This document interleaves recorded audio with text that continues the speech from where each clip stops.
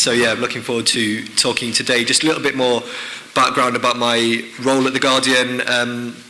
As was said there, I edit The Guardian's big data site, which we launched in April of this year, so still fairly new. I've got the URL here, guardian.co.uk/data/big data. That's where all of our content around analytics is hosted on the site, and by all means take a look and let us know what you think of it as well, because this is a fairly new project for us and we're keen to sort of see what people think. But yeah, so I'm going to talk to you for the next half hour about a variety of areas. Obviously, I'm focusing initially on smart cities, but I'm also going to touch on the use of big data in cybersecurity. I'm going to look at social media analytics, and I've also got a section looking at the potential for use of big data in recruitment. So to start off, obviously everyone in this room is familiar with big data. I'm sure we've all heard hundreds of definitions, whether it's based on the 3 V's or different things. But the first thing I'm just going to quickly touch on is, I think it's key to make this initial distinction between big data and large data. This is a guy called Duncan Ross here, works for Teradata. It's one of the biggest data processing firms in America, and he also works for a sort of data-driven charity organization called DataKind. This is a tweet he sent to me a couple of weeks ago after a piece I'd written for The Guardian, saying that for him, the big in big data is about the impact. It's about the potential for what big data can do. It's not about the size of your database. It's about the size of the effect it can have on the world. So I think that's something that as soon as I saw that, I thought I've got to use that next time I'm talking about this, because I think it's such an important thing to say. Big data was called big data initially, of course, because of the size of databases, but increasingly the size is one of the least important factors. And yeah, I think this idea that it's about big ideas, it's about the big problems in the world that we can solve using data, that is where the big comes in. I don't know how many of you here are from Barcelona or who support the Blaugrana, but I think I just thought I'd get a reference in here. I think the phrase Masken Club is very much the same with data. It's data is more than just what you see in your database, in your spreadsheets, in your weblogs. It's more, as we say, it's more than the sum of its parts. It's not just the combination of what you have. You actually gain value when you combine the data together. So again, I just thought I'd get that reference in there, and I think it's very important that we realise that you don't just have what's sitting in front of you. You can actually gain a lot of value just from looking at big data. Another interesting point, just again on the background, there are sort of diverging viewpoints here on the different value you get from data, whether it's based on quality or quantity. And I think my view, at least until yesterday, was that data quality is more important than quantity. And any of you who've read Nassim Nicholas Taleb's work will sort of see where I'm coming from there. This idea that as you add more and more data into the mix, there's a danger that the insights you're looking for actually get harder to find. They get clouded. To use using the title of Nate Silver's book, The Signal and the Noise, the more data you add, you're adding far more noise than signal. And I mean, for starters, initially there's the danger that you get a regression towards the mean, and it becomes harder and harder to find insights. But also the idea that if you're just adding data because you want to add more data, the chances are it's not even as good quality as the stuff you started with. So even the ratio of signal to noise gets lower. And also, the more data you have, the more chance of a false positive, an anomalous result that you think means something when actually it's just random chance.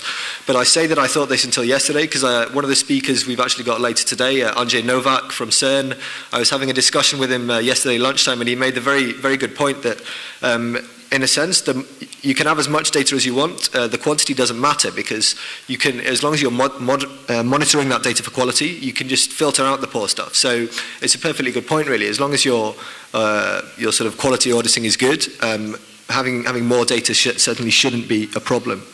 Just a quick point. What I'll say here is, you see the bit.ly link there at the bottom, bit.ly/big data speed. Wherever I mention an example, a case study, or an article in this talk, I've put a link there in the presentation. So if any of you access this presentation is free for you to access later on, and everywhere I've referenced a link, you can go to it like that. To get to this presentation, you just type bit.ly/bdigital 2013, bdigital 13, and that will take you straight to this. But yeah, another point I thought I'd reference here is that I mean, if we do talk about big data in terms of 3 V's, that's volume, velocity, and variety. I wrote a piece recently about how velocity is increasingly becoming the driver of your sort of software and hardware requirements, and this was actually based on a quote, an example that Paul Moritz, the CEO of EMC Pivotal, gave in Las Vegas at EMC World a couple of weeks ago. He gave an interesting example of if you're the manager of a supermarket at the moment, all you can do in terms of making an offer to your customers is when they reach the till, when they come to pay, you can give them with their receipt a little voucher saying maybe next time you save €2. The problem with that is that what if they only came into your store by chance and they're not planning to come back? Suddenly, then there's no opportunity for them to take advantage of your offer to spend that money. So time is of the essence here, because if you can actually make that offer to them while they're still in the store and they can spend it, then you're opening a whole new revenue stream there. So the idea that Paul came up with was using sort of facial recognition on the cameras that you already have in store, so you're not increasing any intrusion or privacy or compromising privacy. But what you could do is, as you see people moving around the store, you can make offers to them based on where they are. Or if you know someone is looking for a product but they can't find it, again, you can make an offer there. So, and obviously, to do that, you would need to have real sort of instant insights being fed in from that image recognition into your marketing department. And just one last thing, just on the general idea of big data, is that variety is pretty much what most people say really sets big data apart from other kinds of data. So you really look at the power of combining disparate data sets. I mean, whether you've got a relational database or non-relational, if you've got generally sort of rows and columns, I think people can argue that it's not really any different to the data set you might get in an Excel spreadsheet. It's just a bit larger. So what really sets big data apart is that your data isn't just in spreadsheets. It's weblogs, it's images, it's audio, it's video. So it's that variety that is key. And a couple of things I'm going to come onto in more detail later. Social segmentation, the idea of feeding in social context from social data can add real value. And the issue of anonymization, the more data you have, the easier it is to identify an individual from it, and I'm going to touch on how that can lead to issues later on. But yeah, moving into the main topic now, smart cities. Smart cities, obviously, we're going to hear in the next session a lot more detail on specific examples. But one that I've actually looked at a lot is Chicago, the project called Windy Grid, which is where the municipal authorities are opening up and carrying out sort of live analytics on data that they get from 26 different agencies from the city, so that's including police, including public health. They actually have data coming in from all the public hospitals, so they can monitor the chances of any public health outbreak. They've got the number of sort of beds and wards available in each hospital, that kind of thing. And just to use one example that their chief data officer told me, they've been looking at how different sort of environmental factors can lead to the risk of crime in an area. So it's not quite a sort of minority report, but if they've got data on, say, they know a certain area has a high gun ownership rate, and it also has lots of graffiti, from their research, they know that means it's quite likely that you're going to get crime there. So another factor that they know can contribute to crime is a lack of street lighting. So what they will do is they'll identify these areas with existing already a high chance of crime, and they can therefore target things like simply like fixing the street lights. You wouldn't have thought that would have a huge impact on crime, but just by going to an area where it's most likely that there'll be a crime, fixing the street lights, suddenly you reduce the chance of crime occurring there considerably. Staying in America, Los Angeles is doing a lot on predictive policing. The image here is actually from Colombia, which is a bit further down the coast from LA. But I'm sure a few of you are aware of this area of analytics within smart cities, and there's actually a whole organisation now called Predictive Policing, or PredPol, who have their own site, and they've branched out to other countries, including the UK. What you see on this image is the little red squares. Now, those red squares are areas that have been identified as high risk for imminent crime. And what happened is there were a few researchers from various top universities in the States, including a guy called Moeller from Santa Clara University and a guy called Brantingham from UCLA, who went through 80 years of crime data from Los Angeles. That's 13 million crimes. And they just did some pretty explorative research on it, but they managed to establish that there's actually a very similar sort of aftershock effect with crimes, just like you get with earthquakes, in that it's very difficult to know where and when an earthquake is going to happen. It's very difficult to know where and when the first crime is going to happen. But after that earthquake and after that crime, you get a lot of aftershock earthquakes, a lot of sort of after effect crimes cropping up around that area. So what they've been able to do is look at, say, when there's a shooting, for example, their analytics will instantly tell the police officers, and this is fed to them in their cars as they patrol the streets. It will tell them, you need to go to this area because chances are there's going to be a low-level crime there in the next hour. And they've already found in the first 6 months that there was a 12% reduction in property crime, so that's burglary, theft, muggings, that kind of thing, purely from sort of turning to analytics. And I mean, the police officers were initially quite sceptical, but it's already realising incredible results. Moving away from policing, IBM is doing some very, very interesting work on transport data in Dublin. Dublin obviously emerging as a real sort of technology hub in Europe now.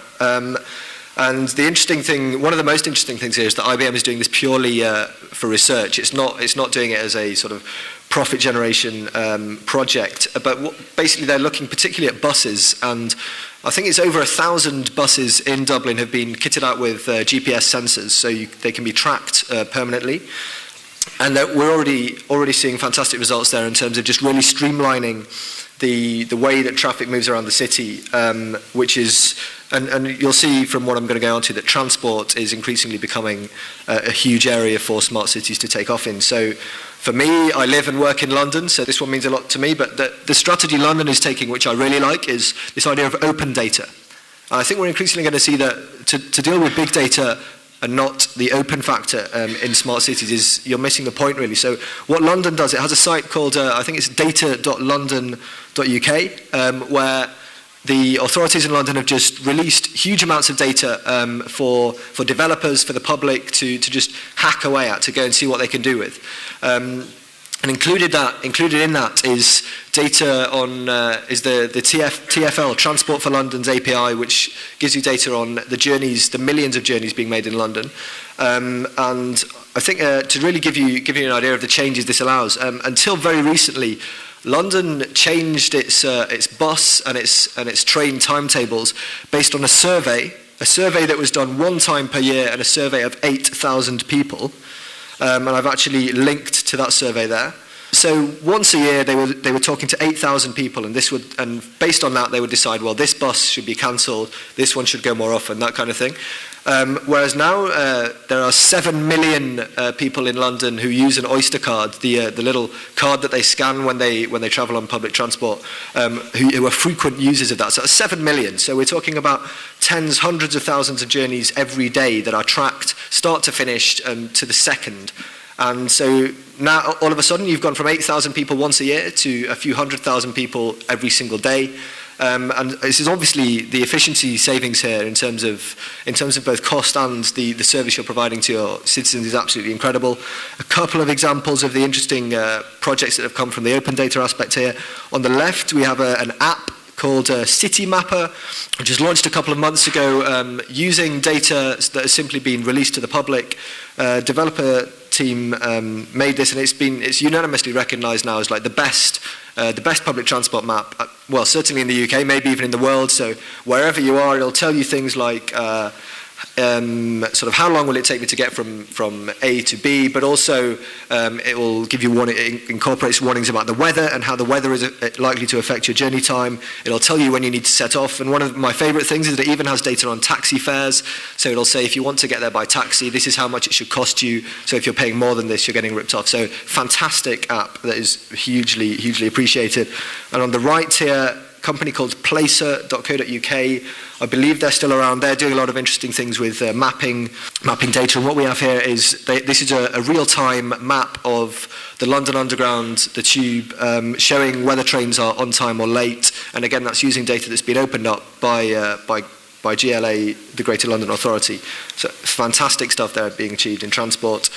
Very quickly, I'm not referring to any specific city, but there's also a lot of interesting work being done on how we can use non-transport data to guide transport. So in this case, this is a guy called Eric Fisher who uses geolocated tweets to look at the roads and other transit networks that people are using social media on. I believe it's not just Twitter, is using things like Foursquare as well. So this idea that you don't even need to be monitoring transport to know where people are going. You can use other data that's public, that's out there, to see which routes are busiest at what times.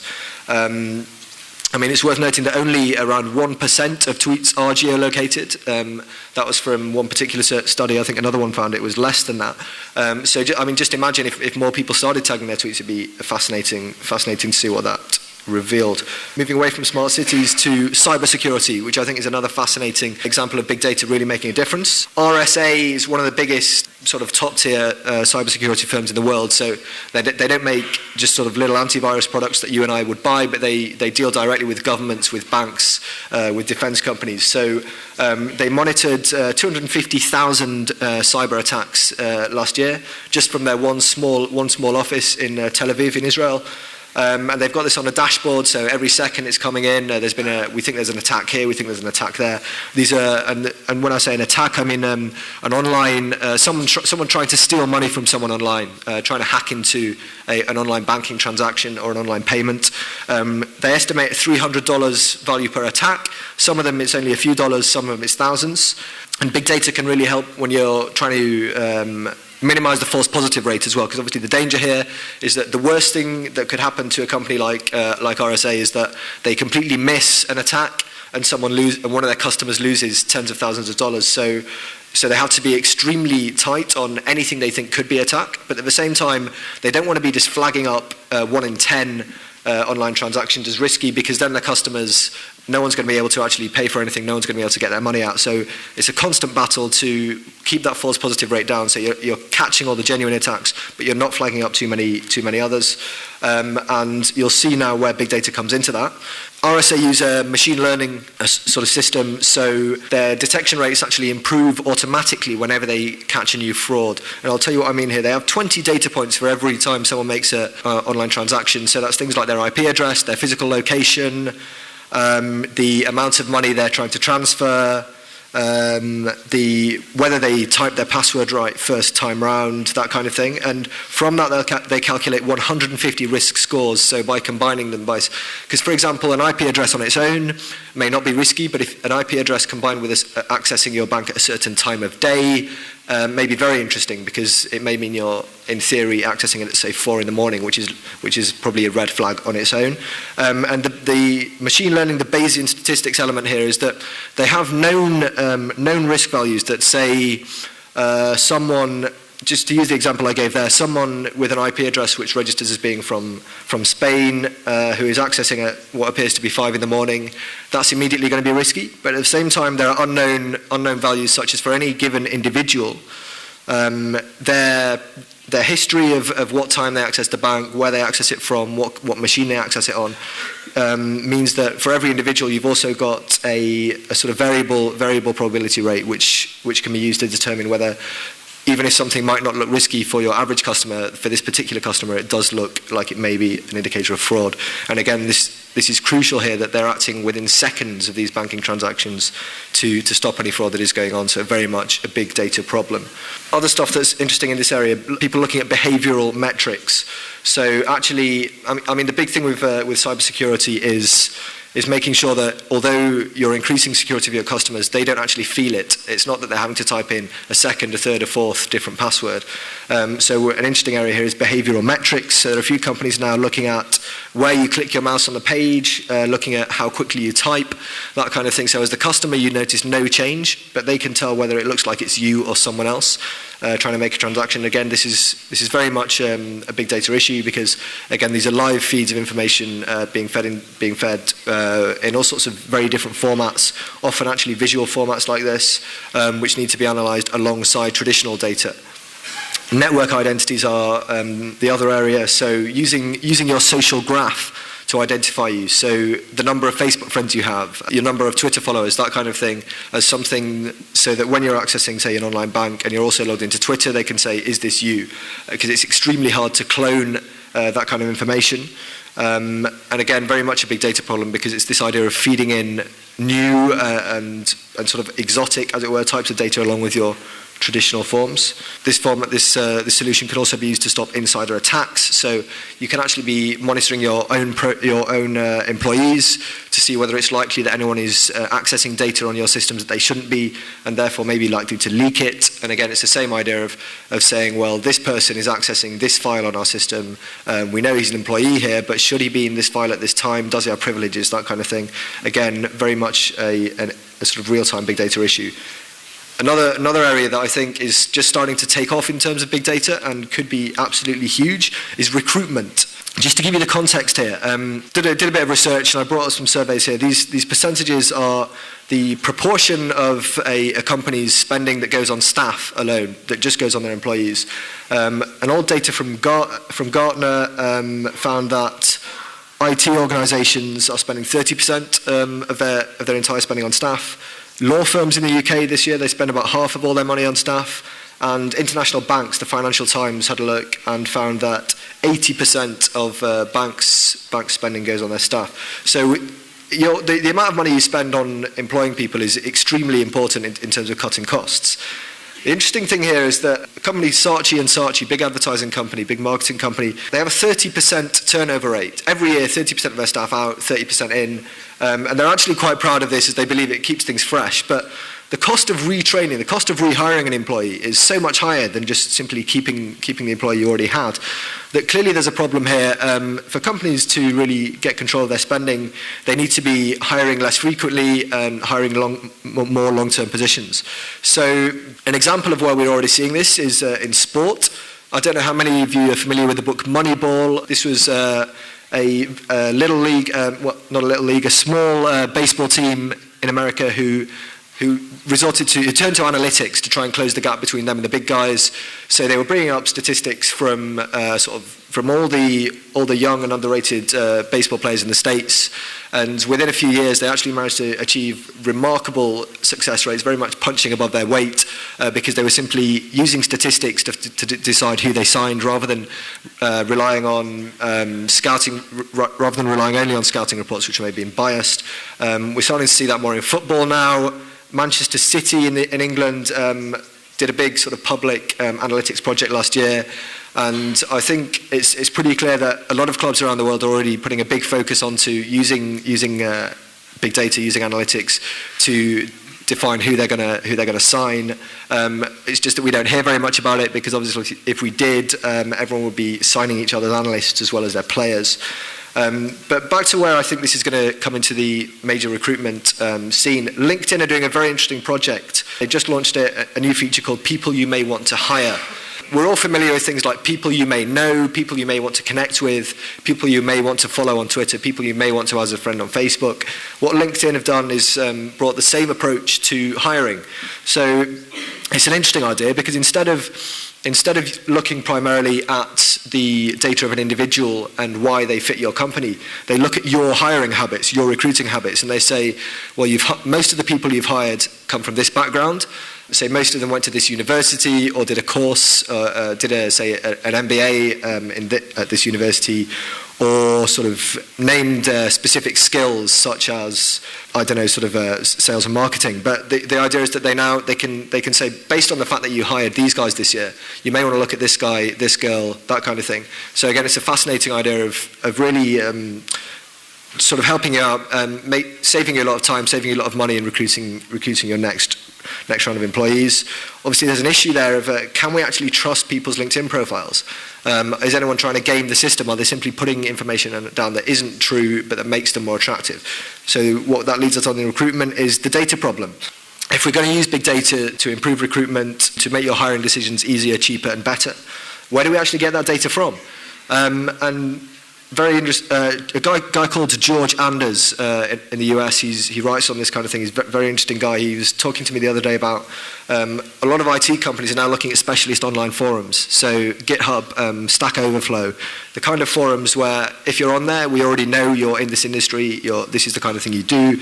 But you can then look at the number of upvotes, the number of likes that people's comments get in these forums, the number of solutions to people's problems they post, and you can instantly, as an employer in the IT industry, sort of draw up a shortlist without actually having to actively do any research. You simply run this algorithm across these forums, and it'll say these are the 50 guys who are most respected by their peers. Maybe 40 of them are already employed, but 10 of them are students. So go to these guys. You've only got to interview 10 people instead of hundreds.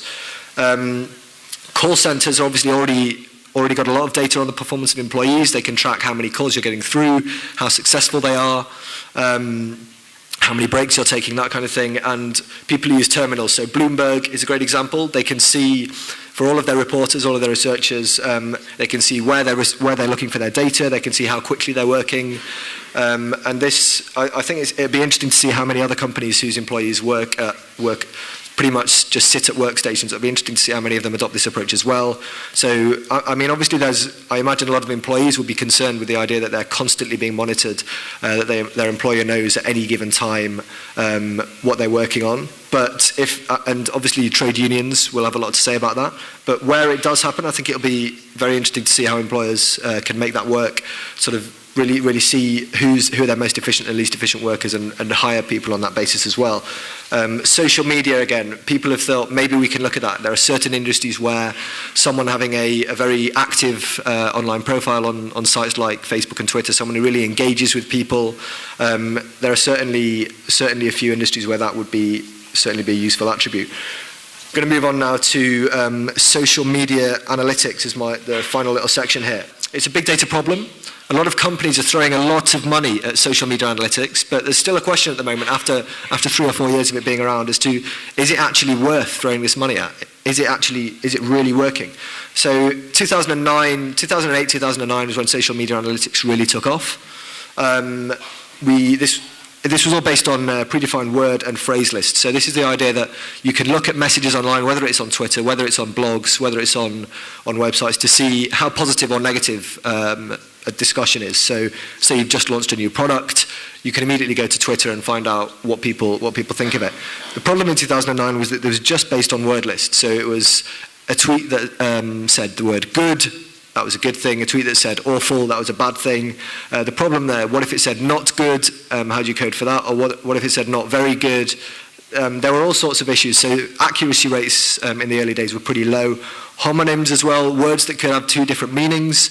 You especially get this these days. I mean, given that the Twitter demographic is quite young, when someone in the UK uses the word sick, this could mean sick as in they feel unwell, or it could mean sick as in that is pretty sick, that is cool. So how do you code that?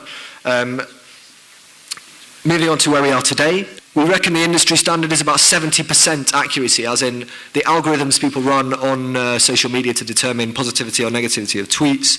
70% of the time they get that right. The way they measure this is by using human intelligence, using services like Amazon Mechanical Turk to send thousands of tweets to humans to actually read themselves, just so they can monitor how good they are at tracking this. Although, as you can imagine, it's actually a lot of us people can't even work out whether some messages are inherently positive or negative. But yeah, context is a problem here. Again, if someone is using words like sick, like wicked, and you don't know what they mean by it, if you actually know who they are as a person, as an individual, as a person in that online environment, you can make a pretty good guess as to what they mean by that. So we've got the idea of looking at the metadata behind a tweet. I think there are something like 70 data points behind every individual tweet, not just the person who sent it and what they've said, but things like their age, their location, their gender, and even if they've not explicitly revealed them, you can gauge it based on who they're talking to, based on what they're talking about. So again, if someone's saying sick and they're 60 years old, they probably mean they're unwell. If they're 20 years old, they probably mean something is cool. So it's that idea of having analytics around the individual's identity that can help guide your decision as to the language they're using. Threaded conversations are another big issue at the moment. Let's say you've just launched a new mobile phone and you bring up all the tweets that are mentioning that mobile phone. What if someone has mentioned your mobile phone, has said the word terrible, but they're actually just responding to what someone else said and they're not talking about the mobile phone at all? This is really at the cutting edge at the moment of what companies are doing with sentiment analysis. They're trying to work out whether some sentiment is related directly to the product or whether it's in relation to an individual that they're discussing this with. So you can look at things like their previous and following posts, messages, to see the kind of debate they're involved in and therefore what that sentiment was directed towards. You can also look at the types of dialogue, so are they talking in sort of text, speak, abbreviated words or longer form. Now, moving away from sentiment analysis, social segmentation is something that is certainly going to come into play a lot more, and this really already adds a lot of value for companies. So this is the idea that if your product has just launched and you want to know, say, among 30 to 40-year-olds, women in the Middle East and Africa, you want to know what they think of your products. It used to be that you would have to conduct some market research. It takes a bit of time, it costs a lot of money. What you can do now, you can just go through all the tweets mentioning your product. There's probably tens of thousands of those. You can isolate the segment of women aged 30 to 40 in that region, and suddenly you know, I mean, okay, it's only 70% accurate, but I mean, how accurate is market research anyway? Suddenly you know, and you feed that in directly alongside your traditional CRM data, and yeah, you've got instant insight on opinions of your products around the world. Yeah, it's real-time data. It's non-intrusive. I mean, people are ever increasingly concerned about privacy. If they've tweeted something and you're scanning their tweet for sentiment, they don't know about it. They don't feel impinged upon. They don't feel like you're calling them, you're asking them questions. You just get the data at no harm to your brand.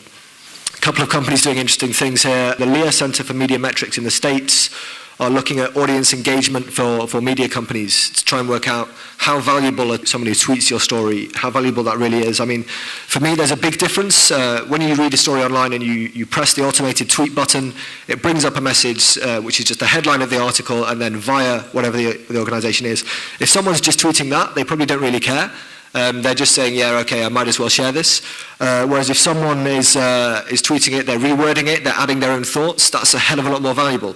So it's very interesting to see what these guys come up with there in terms of really changing what we understand as social media metrics for user engagement.